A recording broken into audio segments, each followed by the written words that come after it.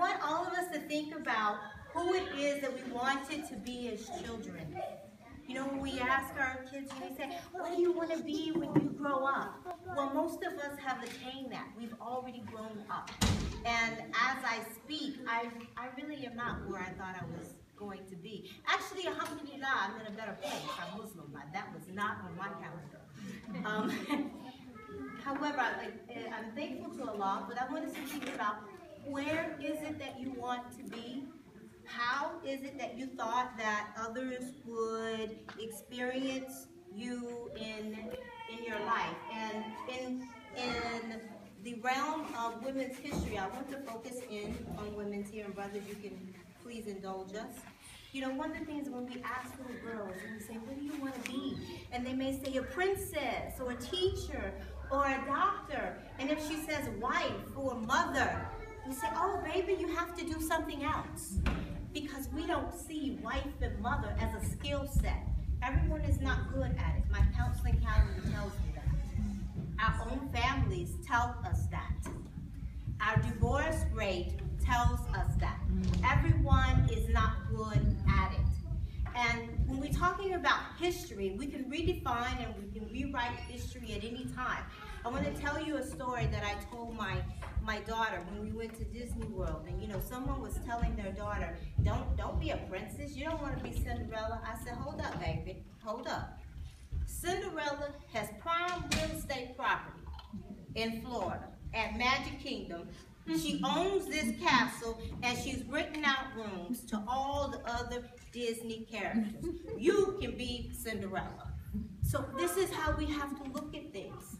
Look at how you can rewrite it and how you can redefine yourself. And how Cinderella is not just a princess. Cinderella is an entrepreneur. It is just how we reframe it and how we put it in the eyes of a child and how we put it in the eyes of the women around us. When we talk about women's history, I can come up with a lot of names to list. But you know what? I see women's history right here. And all of us, we are writing our own history every day. What is it that you want yours to say? I want us to remember 3 points today, and it's about being 3D. Decisions determine destiny. Decisions determine destiny. So wherever you are now, whatever you do now, this will definitely determine where you're going to be tomorrow. Some of us made a very deliberate effort to be here today. And we think of being deliberate as our calendar or our to-do list. You know, my husband, we have a joint calendar because we work together. And I put my schedule for today on it, and it was a little busy. I think he was probably a little uncomfortable because of what he thought it might mean for him. But he was also saying, you know what, you got to separate that calendar, your personal one from ours. But we focus on the to-do list. But that is not how we become 3D. This is not how we make decisions that are going to determine our destiny. Now I want to back up to this role of wife and mother.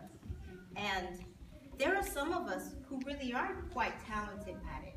However, this is one of the key things that we have, the key roles that we have as Muslimas, being the role of a wife and a mother. And I ask each of us, how much effort have you put into gaining and improving this skill set?